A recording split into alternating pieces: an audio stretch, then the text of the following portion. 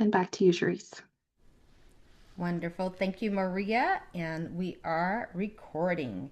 So, this is Practical Approaches for Leadership Success in Times of Change.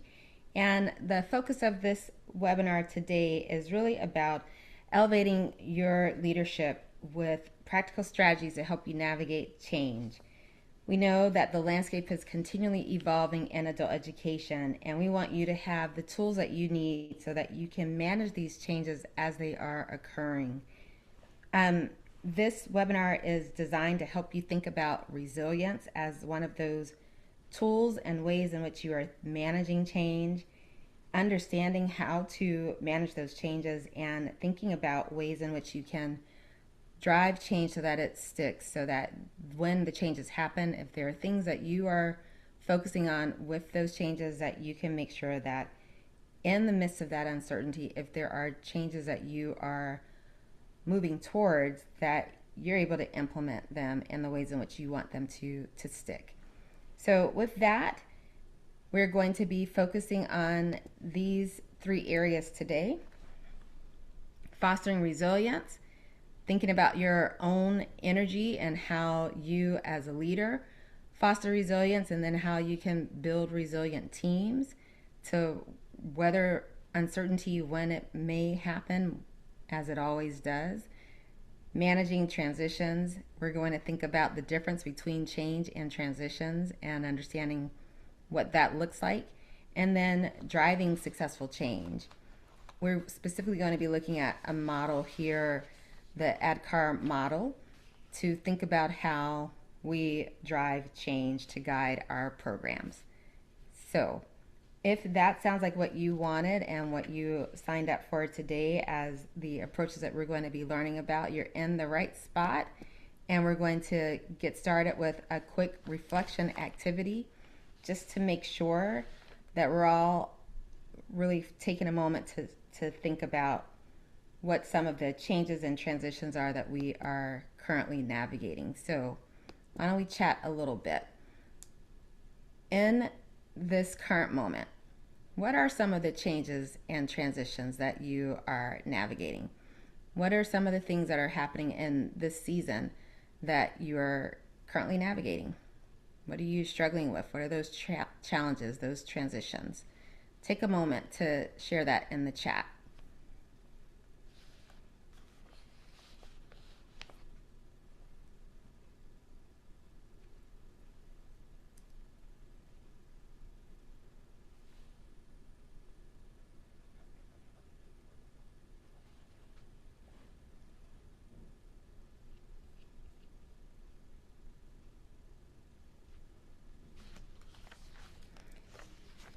Thank you, Suzanne, for getting us started.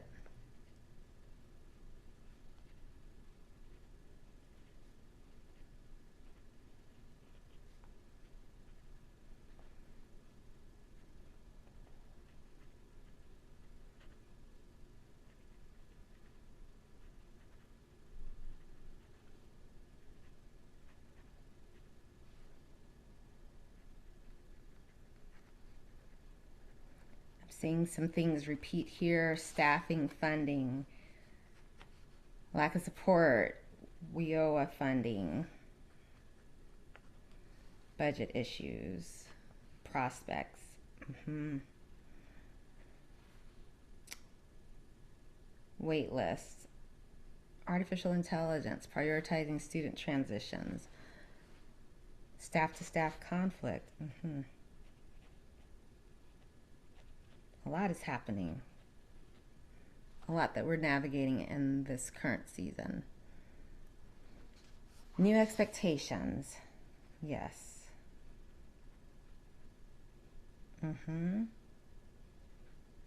We're navigating a lot right now. There's a lot of change and transition. I'm just going to give you a moment to scroll up and down to see the list and see if any of this is resonating with the things that you might be going through in this current season, the changes that you are currently navigating.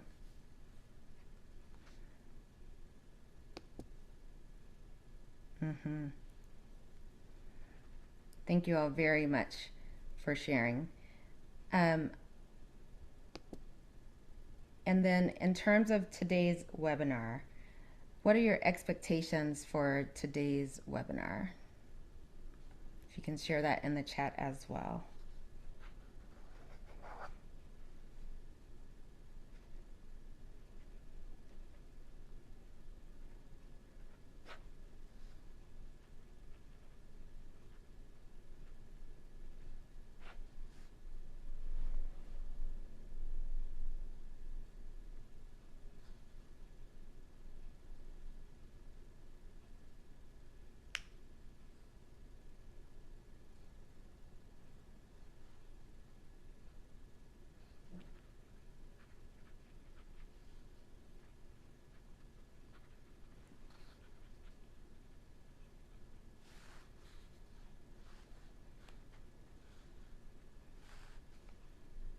Okay, good.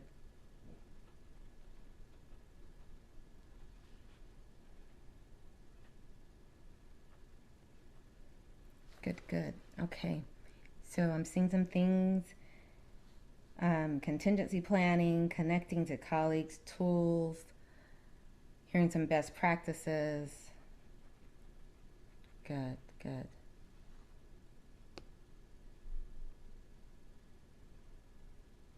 Learning something new. Okay. The strength that comes from community. This is great. Well, I think that by the end of this webinar, you're going to have some of that, if not most of that, addressed. You will certainly have some strategies and tools that can help elevate your leadership as it relates to what's happening in our continually evolving landscape in adult education. You will certainly connect with colleagues and learn something new, most certainly. And this is, of course, a community that is strengthened by each other.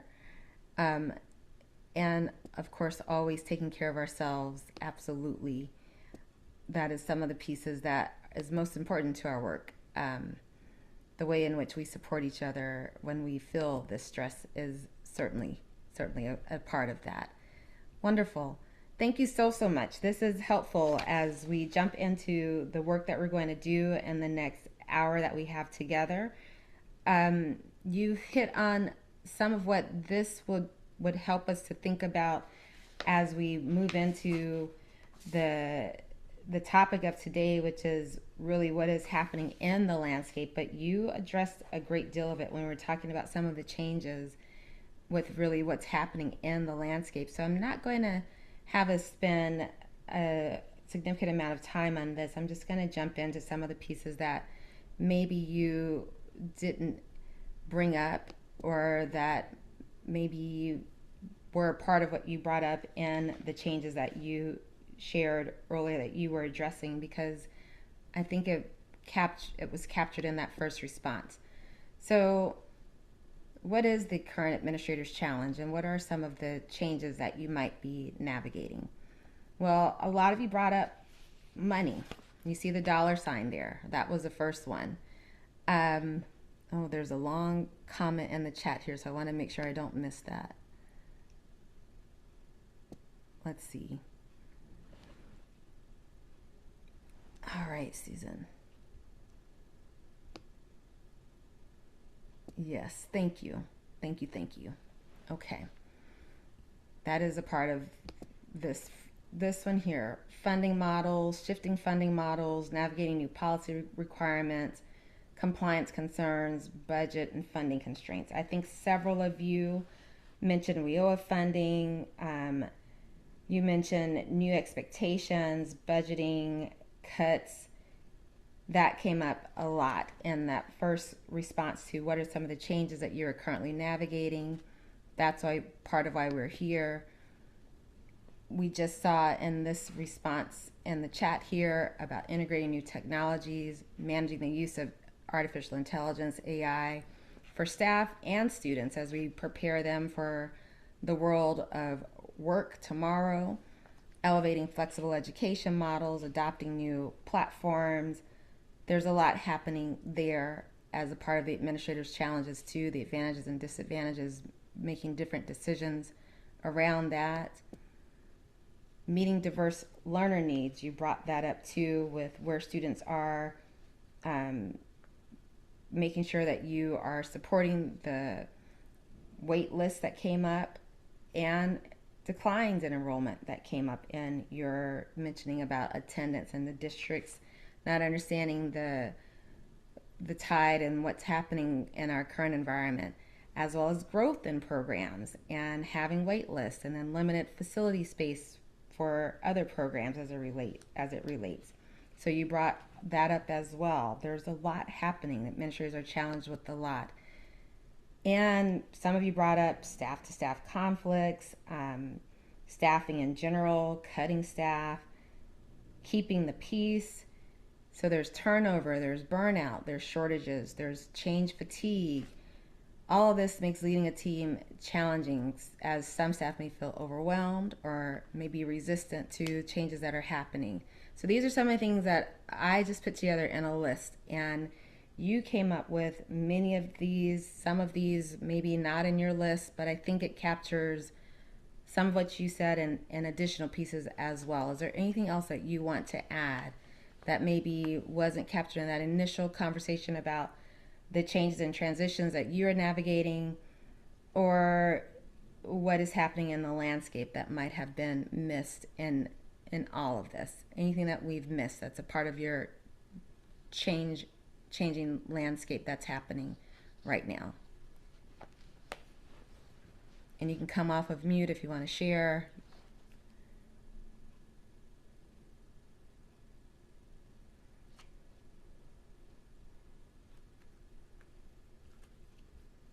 I think we've captured pretty much immigration. Yes, Laura, absolutely. That tried to capture some of that with due to the current environment, some of the enrollment declines and the fears that our students have. Someone did put that out there earlier. Absolutely.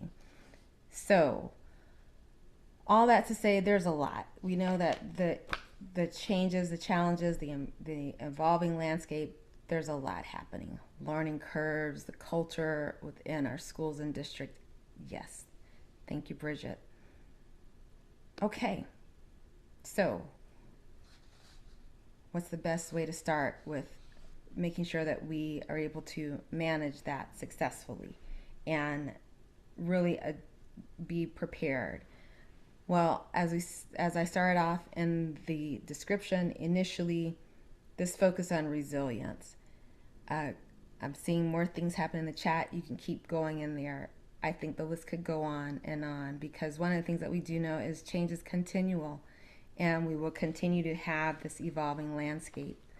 I, in preparation for this, went to relook at things that were happening 5 years ago, things that were happening 10 years ago, things that were evolving in our landscape 15 years ago. Many of you have known me for some time and know that I've worked in our field for many moons, and it has always been evolving and always will continue to evolve and change.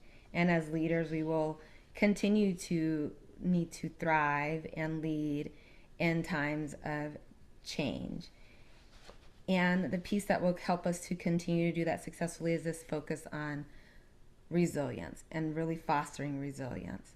You'll see here that resilience is a process and outcome of successfully adapting to difficult or challenging life experiences. 5 years ago, you'll remember that difficult or challenging life experience was the COVID-19 pandemic, which required significant resilience to adapt. And we did, and we will continue. So we're going to spend a little bit of time on resilience. Here, I want us to think about that part that some of you said in the chat earlier is really focusing on taking care of ourselves and starting with us as the resilient leaders first. And in doing that, this is how you're going to model for an organization to be resilient, an approach and a practice that we must begin with. So for the resilient leader to lead, they must recognize that they have to be aware of their own emotional triggers. They must recognize where they have to start as the model for how to understand where they have to balance their own ability to really respond to how they are going to manage their, when they get tired, when they get to a point of feeling like this is a place of difficulty, to understand that they have to lead the organization and they have to set the tone, and for them to self-regulate and to take a pause before they react is really critical. So there's some steps to do that as a leader that we're going to walk through.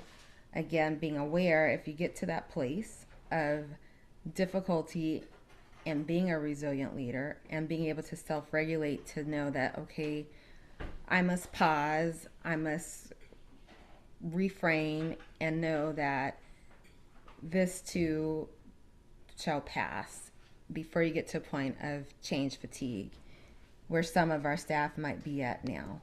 Because again, we set the tone, we lead the organization, and they will take their cues from how to move through these times of change from us as the leaders.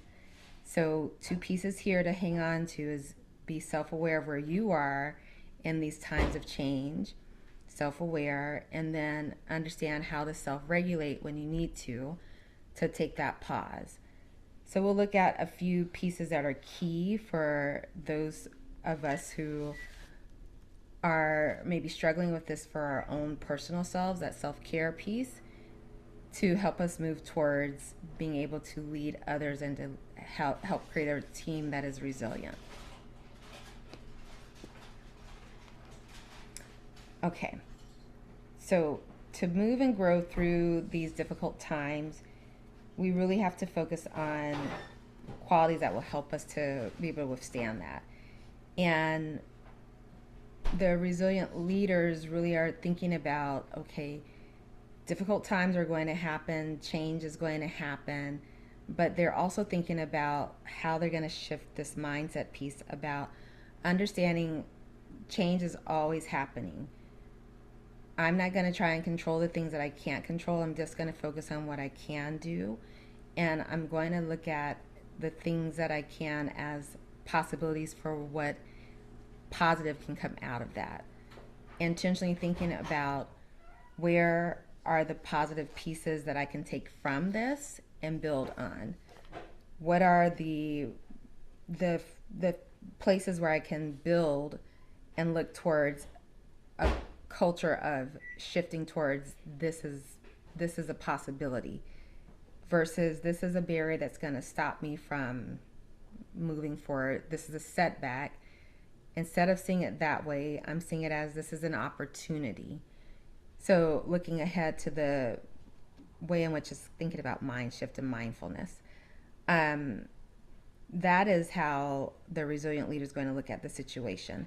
And they're going to think about it in terms of 5 real strategies that the resilient leader is going to focus on. One is around engagement. The other is around courage, focus, purpose, and being mindful. I'm going to have us think about these 5 pieces here, and I'm going to look at them, or have you look at them each as 5 strategies that a resilient leader will take to build their strengths as resilient leaders, and look at it as how can I practice skills that will help me be more resilient. Again, when it seems like things might get more challenging for us as leaders, so that we can model even more resilience. So engagement, practicing courage, mindfulness, having a clear focus and a clear purpose in mind. All of this around the organization itself, as the leader of the organization or as a leader within an organization. And on these next slides that I'm going to share with you, you'll see in one column a set of kind of defining characteristics within each of these strategies of helping you become a more resilient leader. And then the other column, you'll see just simple activities that you can practice to build that skill. So again, one is a definition and the other is more ways to practice building that skill. So we'll start here with thinking about engagement. So around the area of engagement to become a more resilient leader. In this area, the leader will think about how can I connect with or engage more people. And when you were thinking about the staffing issues that came up with some of the changes that we're facing, here you might think about how you connect more with people, how you focus on distributing leadership. This is a real important part about building more resilient leadership. How you bring more people to the table, get more folks to make decisions, distribute leadership more, how you build more morale up when things seem to be tightening or having to do layoffs or having to do cuts. How can you try to give more people power or empower more people to be a part of this decision making when there might be fewer people? That's a way to engage more people. How can you think about ways in which you can also show your own vulnerability to build more trust around even sharing when you'll see here in quotes, confident vulnerability, where you might share your own fears around some of the changes that are happening through just authentic conversations, where it says displaying authentic leadership. Sometimes it's sharing that you're not sure about everything that's happening, but you're having real conversations around what could be the possibilities of where things are going, because you're focusing on what can happen with those new voices around the table as you are sharing and bringing more people into the decision making by distributing that leadership. Easy things to practice daily are just having daily check-ins with folks, checking in, listening more, making people feel more valued. Easy times to connect. Again, with being at work, ways in which you can have discussions with folks on a daily basis. Easy ways to engage. Focus. This one is really thinking about how to really pay attention to what's most important. Be intentional. Keep your eyes on the prize. Try to be strategic, and when you're thinking about the budget and limiting funds, narrowing your scope to what is most central to your purpose, your organization's mission. That helps a resilient leader really be able to be mission driven, purpose driven, and your organization really know where you're headed. Everybody's on the same page. There's really this focus of energy moving in all one direction.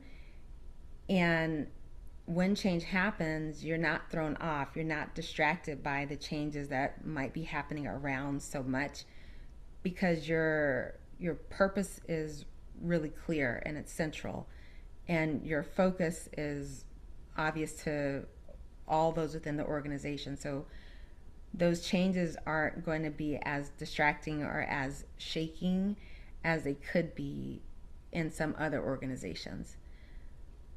Here you want to maybe take time in your practice to make a list of everything that has a potential to be distracting within your organization.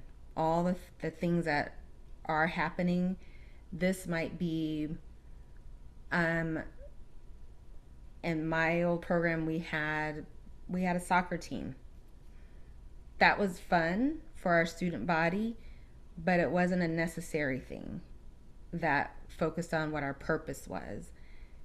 And so that could be, in these changing times, considered a distraction.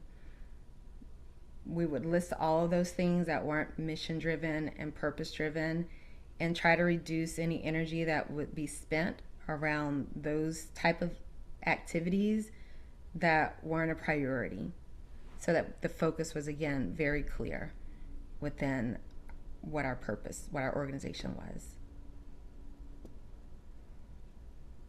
The courage piece on resiliency, people are always saying, what do you mean courage? What does this look like? And how do I focus on being a more resilient leader around the area of courage? So here, when you think about courage and what that could mean and what it looks like, this is again being honest and authentic about change happening, and change is sometimes being challenging. Where leaders are able to share that they understand that it is challenging for everyone sometimes, these changes that are happening, that they're not a walk in the park for anyone. And the things that you identify that are the change that you're navigating can sometimes be difficult, oftentimes are difficult, most of the time are difficult, and can bring about anxiety or difficulty. Be honest about that. Don't try and smile it off. That is not authentic, and that makes it seem that you as a leader might not care about what people's real feelings are as they are navigating the change with you. When you are a resilient leader, you're able to have, again, be courageous enough to be honest about, yes, sometimes this is not great, these changes, but we're navigating it together. Or and instead of but, and we're navigating it together. So again, the practice is, give yourself a break. It's okay to be honest with your team, but find ways to be optimistic and provide hope at the end of all of the optimistic conversations. And frequently communicate. Purpose. This is, again, making sure that everyone knows what the North Star is for your organization, knows what the mission is, the vision is, thinking about the legacy that you want to leave as the contribution that you have within your organization, and having everybody somewhat think about what is that legacy, what is that bigger contribution and purpose that we want to leave behind. And here, the practice piece that I encourage is folding a piece of paper in half, and on one column, writing down everything that you care about, that you really, really care about on one column, that this is outside of work. And then the other column, that other half of the paper, everything that gives you a sense of meaning at work. And then comparing those two and seeing where there's overlap and connections. And when you find that, that is that piece, that is that connecting piece that makes the work that you do have purpose and meaning for you in both places. That is that understanding of the why it is so important, the work that you do that makes a difference. I recommend, again, starting with Why, the book, and reading that as a team. Finally, on the resilient leader piece, starting with the mindfulness, or finishing with the mindfulness piece, is really being aware of how you interact with others, how your actions impact others, how your attitude impacts others every day. Notice your actions, being aware of them, and then making sure that each day that you start the day, that you set an intention for the day of what you're going to do that day. So thinking about how you can build in a daily intention. When you start your meetings, I'm going to listen more intently. I'm going to focus more intently in my meetings. That will be pieces, again, 5 pieces around becoming a more resilient leader personally. All of this practicing those skills to become a more resilient leader will help you model building a more resilient team. And as they see you practicing these skills, it will frame how to build a more resilient team. A team that's not afraid of taking risks, a team that trusts that they can take risks, a team that understands that it is okay to think about work as a learning problem so that they are able to safely grow within their roles and wanting to lead or become leaders within an organization that they work in. So all that was part one, which is on resilience and building a more resilient team. As you do that, we'll move into part two, which is first, again, focusing on resilience. Part two is on managing change and really about managing transitions. Here we think about change is situational, but transitions, they say, is psychological, meaning that transitions are really about how you think about change. Here, how many of you have seen this before, the change curve?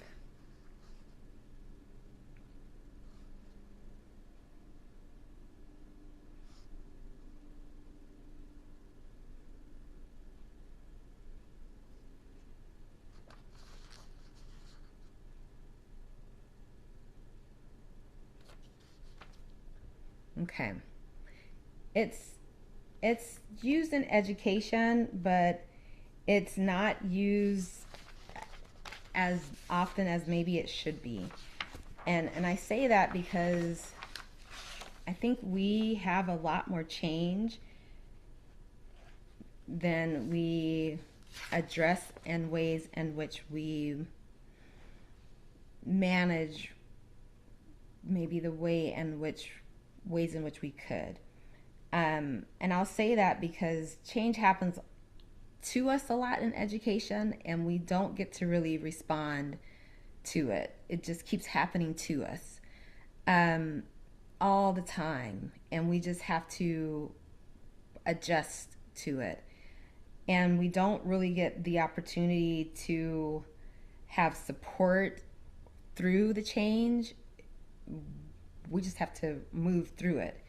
And there's no real time to allow for listening or venting or understanding much of the why, or really even often we get PD'd a lot around the change, get PD'd without really a lot of understanding about the new PD that's happening. We just get PD'd, or not really an explanation of how the PD is going to help us move through the change, or really even reinforcement behind it. It just happens.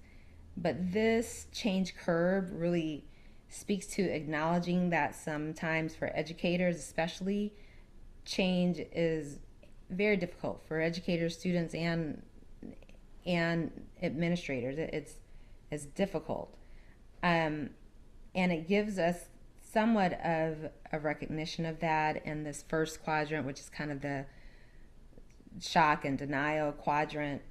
And in the second bottom left quadrant on resistance, it talks about sometimes it's a natural reaction for folks to resist things that we don't know about or don't understand, and so we would rather stay off to the left, which is wanting to stay where things were before moving into a new place to explore. And so you might resist or want to stay where you were comfortable with. It's not that you resist on purpose, but you're just more comfortable over there. And so sometimes that comes off as defensive,ness or not lack of being willing to move. But once you start to understand a little bit more, then maybe you move into, okay, I'm starting to test these new methods out, understand a little bit more about what has happened, and given a little more resources and training, and you'll start to explore and learn a little bit. Then, once it feels right and things start happening, you're ready to move into this new reality of what the change has been. And you're starting to be all in, you're committed, you're starting to see the benefits for your program, for your school, for your students, and you're committed. That is the change curve, but it takes time to go from this denial to the commitment phase. And that time is what we don't often have. Because we don't have that, it really gets kind of messy getting from this denial to the commitment piece. And that is where the morale issues happen. That is where the slow to change pieces happen. That is where we often lose people. And it's because this is the reality of what psychologically happens when change is going on. Change for a lot of people is that first piece, which is the ending, losing, and letting go, where we don't get to say goodbye to what had happened at first. I was explaining to Maria the other day that for a lot of people, this first part of change, the reason it's so hard is because it is like when you're letting go and something is ending or losing something, that sounds a lot like what it feels like to people, which is it's like death, that first part of change. And so you have to go through this mourning period for you to really be able to grapple with what's being lost. And that's often skipped to try to rush to that new beginning piece. But you can't skip it, but it often is. And sometimes then you skip this next piece, which is the neutral zone, and that's when things get really kind of muddy. Messy, because things are gone, but you're not quite at the new. There's confusion. There's a lot of, I think we're supposed to do it like this, but I'm not exactly sure. I haven't got the PD yet. Well, I did, but it didn't exactly work perfectly because the technology is not there yet.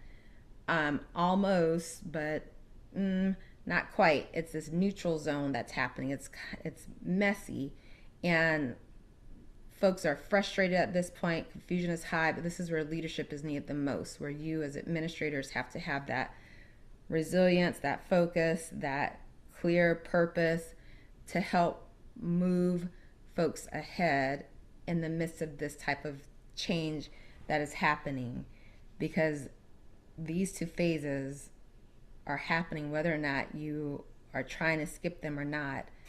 They're happening for people. And then you get to the new beginning, where this, again, new energy, new roles, new comfort level, things are starting to move smoothly under the leaders that you are in the direction that you need to happen. But only if these phases happen first. And in a lot of organizations, they again try to rush to where they want the change to be. And that's a piece that I want you to leave with, if nothing else, that you can't rush change. Change has to happen in the process that the time takes. I'm just going to pause for a minute because I'm going to guess that you might have been in an organization where change was rushed.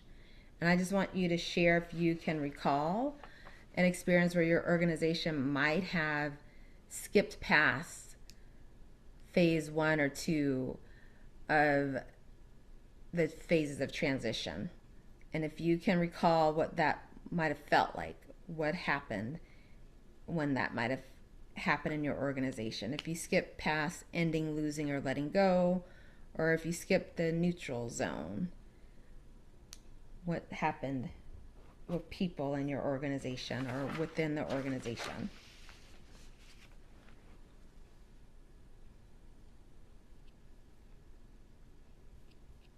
Go ahead and share in the chat. Thank you, Georgina.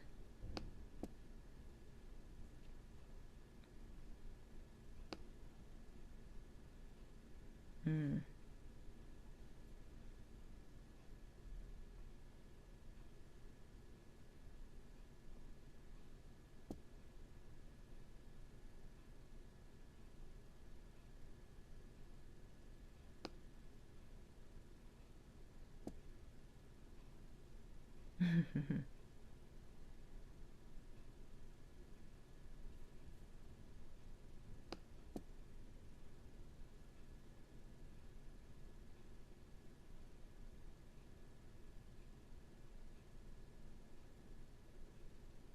Mm-hmm.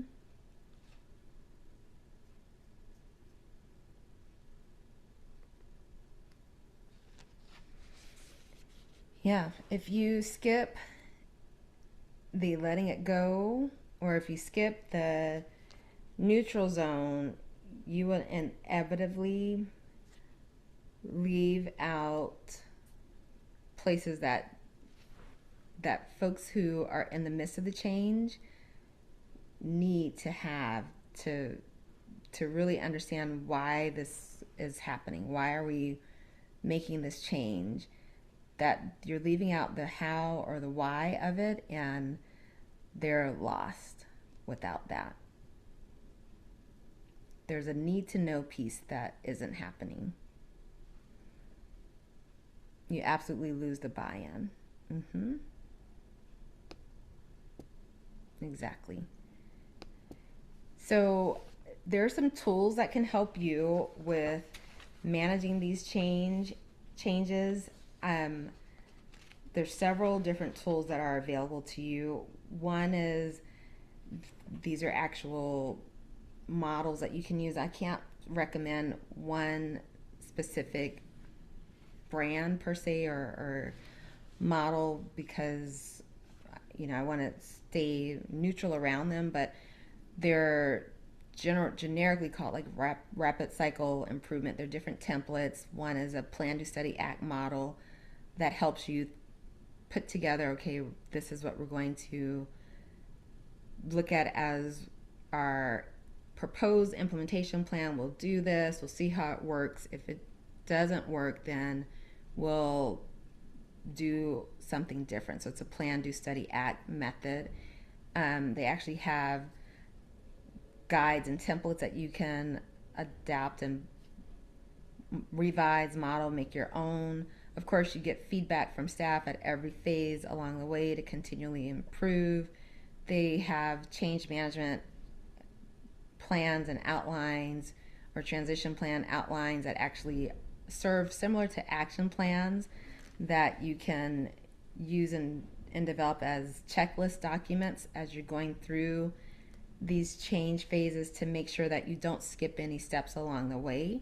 If you are looking to put in place real steps to big organizational level changes that you're putting in place. So these are easy to find.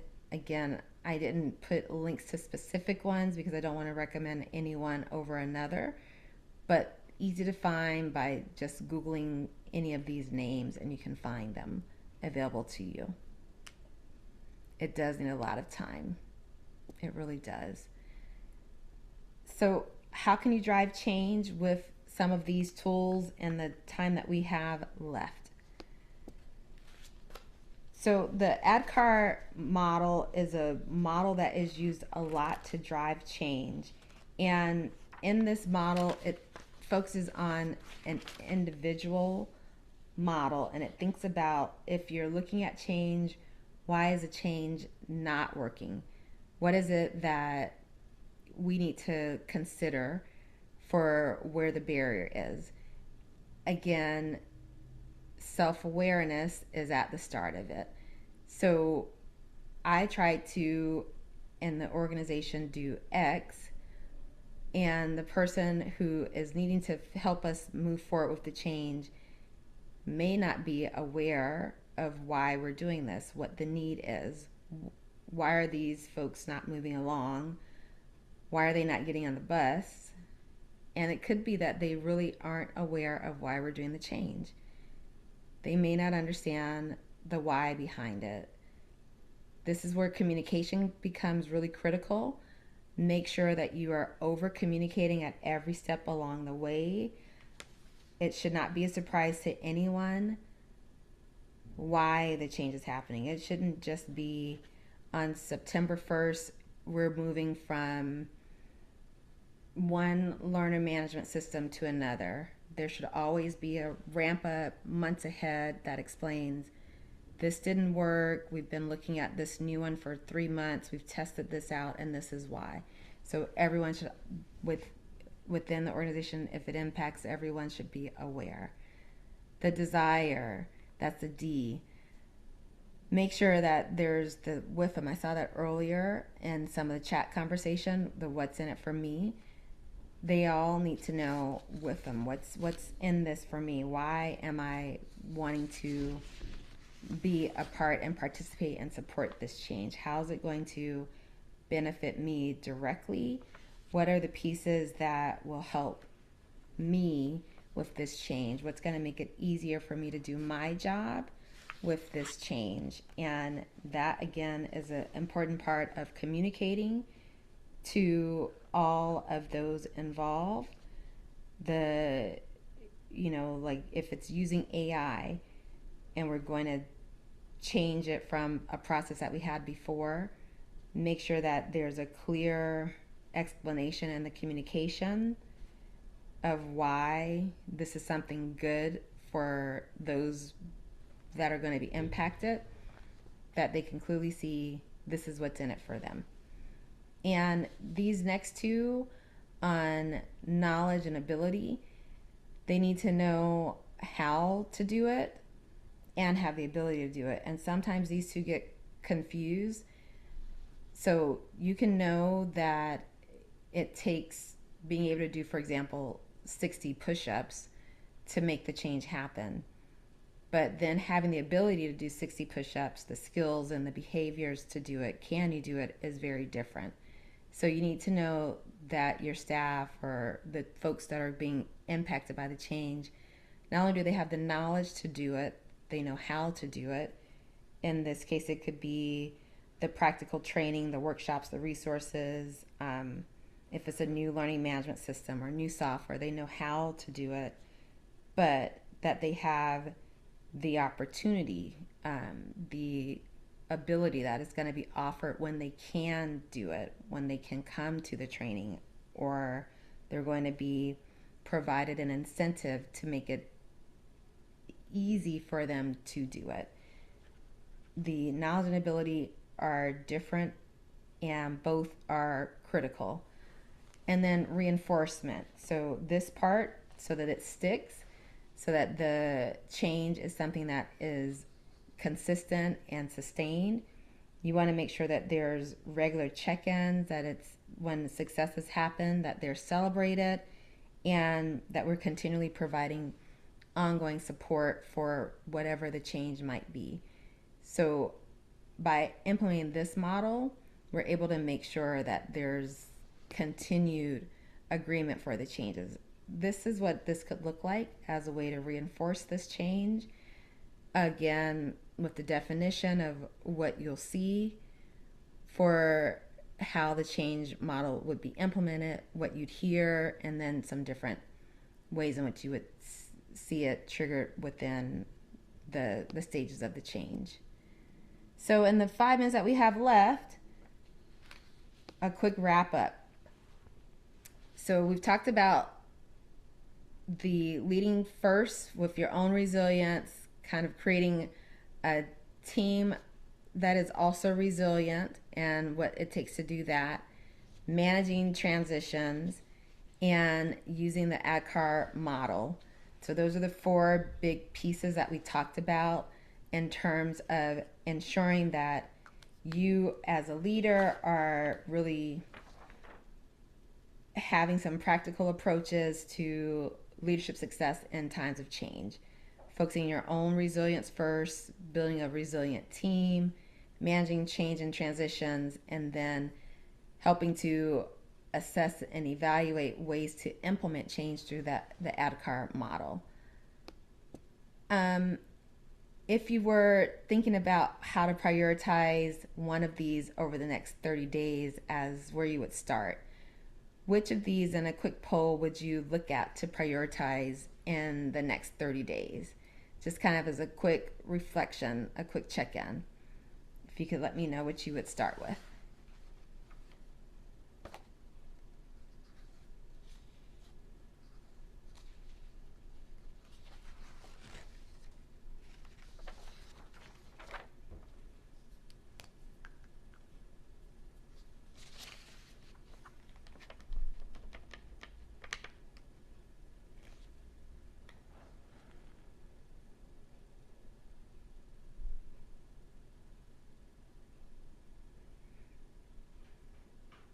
Okay, I think I have most of you have participated. So it looks like if we want to go ahead and show the results, Maria, that most of you are going to be leading yourself first. You're going to lead yourself first, and then after that, you'll be managing the transition. Okay, all right. Good. Thank you so much for sharing that. And with that, are there any questions? I know this went really fast and we didn't get to really spend much time going into detail on a lot of the pieces here. It was kind of high level, but any questions in the little bit of time we have left?